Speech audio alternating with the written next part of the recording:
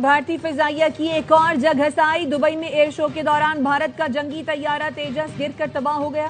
طیارہ کرتب دکھاتے ہوئے بے جان پرندے کی طرح زمین پر آ گرا۔ پائلٹ کو ایجیکٹ کرنے کا بھی موقع نہیں ملا۔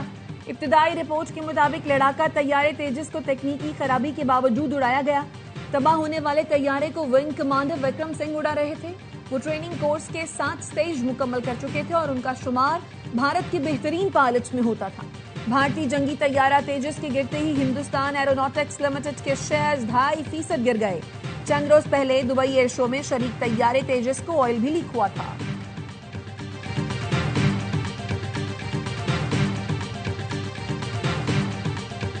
فیصل آباد کی کیمیکل فیکٹری میں بوائلر پھٹنے سے 17 افراد جاں بحق، 3 خواتین اور 3 بچے شامل، متعدد افراد زخمی۔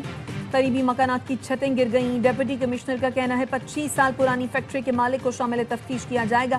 وزیر اعلیٰ پنجاب مریم نواز کا واقعے میں قیمتی انسانی جانوں کے ضیاع پر اظہار افسوس۔ کمشنر فیصل آباد سے رپورٹ طلب کر لی۔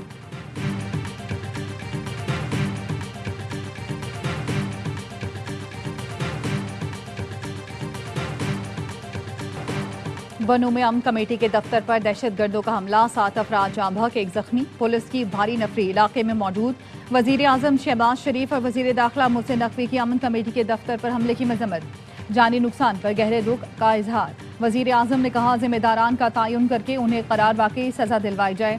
ایسی بزدلانہ کارروائیاں فتنہ خوارج کے پاکستان میں بدامنی کے ناپاک عزائم کو بے نقاب کرتی ہیں۔ محسن نقوی نے کہا دہشت گردی کی بزدلانہ کارروائی امن و استحکام کو نقصان پہنچانے کی مذموم کوشش ہے۔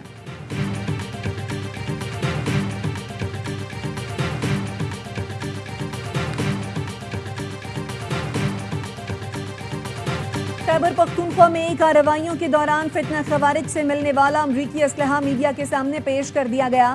یہ ہتھیار امریکی فوج افغانستان سے نیٹو کے انخلا کے دوران چھوڑ گئی تھی۔ سیکیورٹی ذرائع کا کہنا ہے برآمد اسلحے میں بلٹ پروف جیکٹ سے گزرنے والی اسٹیل کی گولیاں بھی شامل ہیں۔ ہتھیاروں میں M4، M16 اور دیگر خودکار جدید اسلحہ شامل ہیں۔ فتنہ الخوارج سے نائٹ ویژن گاگلز اور دیگر جدید آلات بھی برآمد ہوئے۔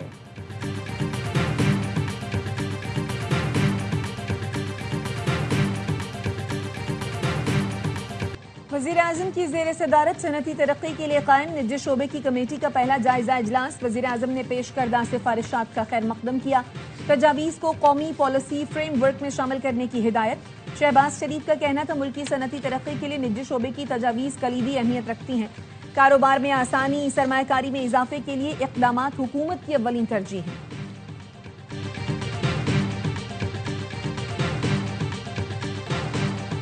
کیڈٹ کالج وانا پر جو دہشت گردانہ حملہ ہوا وہ ایکچولی کسی عمارت پر حملہ نہیں تھا، پاکستان کے بچے بالعموم ان کے خوابوں اور تعلیمی سفر پر حملہ تھا۔ کیڈٹس کے والدین اور جنوبی وزیرستان کے عمائدین کا وانا کیڈٹ کالج کا دورہ۔ دہشت گردی کے بعد پاک فوج اور وفاق کی کوششوں سے کالج کی بحالی پر اظہار اطمینان۔ Director of studies cadet college وانا نے کہا حملہ دراصل وزیرستان اور بچوں کے خوابوں اور تعلیم پر تھا۔ پرنسپل وانا کیڈٹ کالج نے کہا کہ آپریشن کے بعد وفاقی وزیر داخلہ ہنگامی دورے پر کیڈٹ کالج آئے اور کالج کو پہلے سے بہتر بنانے کا اعلان کیا۔ 18ویں ترمیم میں تعلیم صوبائی حکومت کا سبجیکٹ ہے۔ کے پی حکومت کے کسی نمائندے نے ہم سے رابطہ نہیں کیا۔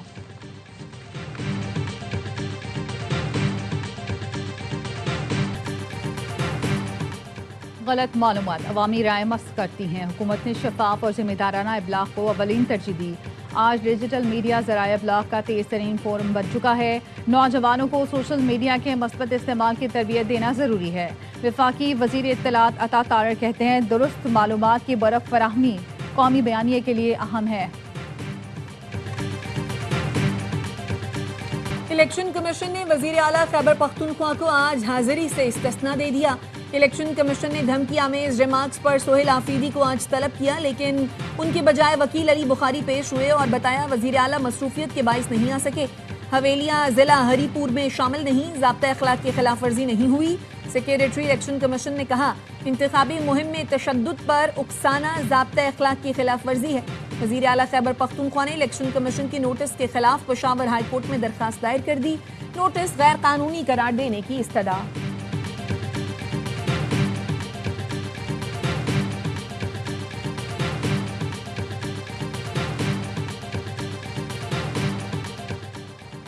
वजीर आजम की ज़ेर सदारत सनती तरक्की के लिए कायम निजी शोबे की कमेटी का पहला जायजा इजलास। वजीर आजम ने पेश करदा सिफारिशात का खैर मकदम किया। तजावीज़ को कौमी पॉलिसी फ्रेमवर्क में शामिल करने की हिदायत। शहबाज शरीफ का कहना था मुल्की सनती तरक्की के लिए निजी शोबे की तजावीज़ कलीदी अहमियत रखती हैं। कारोबार में आसानी, सरमायाकारी में इजाफे के लिए इक़दामात हुकूमत की अव्वलीन तरजीह हैं।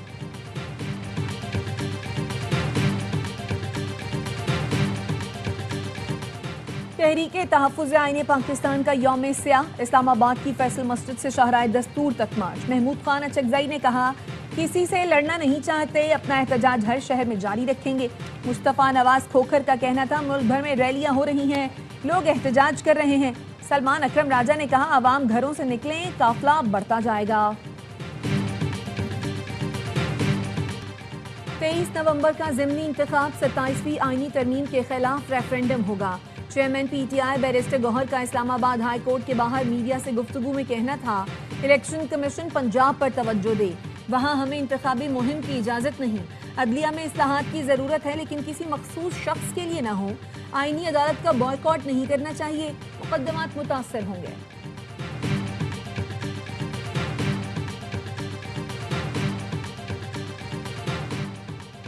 NA96 फैसलाबाद में ज़िमनी इंतखाब। इलेक्शन कमीशन ने ज़ाब्ता अखलाक की खिलाफ वर्जी पर वज़ीर मुमलिकत बराए दाखिला तलाल चौधरी और नून लीग के उम्मीदवार बिलाल चौधरी को 24 नवंबर को तलब कर लिया। इलेक्शन कमीशन ने डिस्ट्रिक्ट मॉनिटरिंग अफसर की रिपोर्ट पर नोटिस जारी किया। डिस्ट्रिक्ट मॉनिटरिंग अफसर ने कॉर्नर मीटिंग में शिरकत पर वज़ीर मुमलिकत और उम्मीदवार पर 50,000 रुपये जुर्माना आयद किया था। इलेक्शन कमीशन ने NA 185 DG खान में वुज़रा की मौजूदगी की खबर का नोटिस ले लिया। ज़ाब्ता अखलाक की खिलाफ वर्जी पर मामले खुसूसी हुज़ैफा रहमान और विफाकी वज़ीर अवैस लगारी को नोटिस, आज वजाहत पेश करने की हिदायत।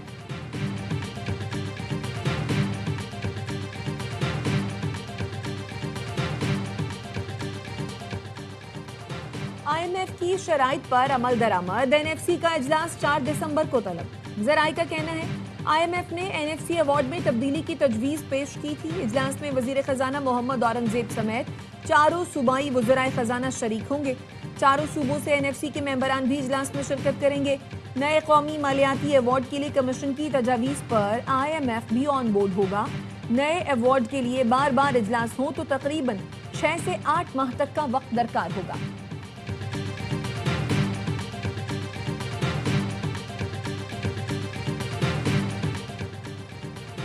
पंजाब पहला सूबा है जहां चाइल्ड प्रोटेक्शन पॉलिसी लाई जा रही है। चाइल्ड लेबर के खात्मे के लिए भी इक़दाम किए जा रहे हैं।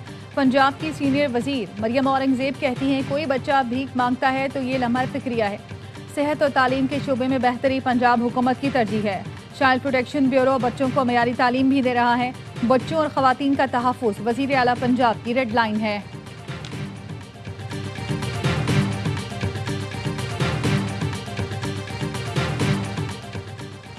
और PSL की फातेह टीम को $5 लाख इनाम मिलेगा। रनर अप टीम के लिए $3 लाख इनाम मुकर्रर कर दिया गया। चेयरमैन PCB मौसम नकवी का ऐलान। कहा क्रिकेट डेवलपमेंट पर बेहतरीन काम करने वाली फ्रेंचाइज को $2 लाख मिलेंगे। PSL की 2 नई टीमों की नीलामी 6 जनवरी को होगी। तर्जुमान PCB के मुताबिक नई फ्रेंचाइजेस के लिए 6 मुमकिना शहरों की फहरिस्त जारी की गई है। फैसलाबाद, गिलगित, सियालकोट, हैदराबाद, रावलपिंडी और मुजफ्फराबाद शामिल। सिर्फ टेक्निकली क्वालिफाइड बोली दहिंदगान ही नीलामी में शरीक हो सकेंगे।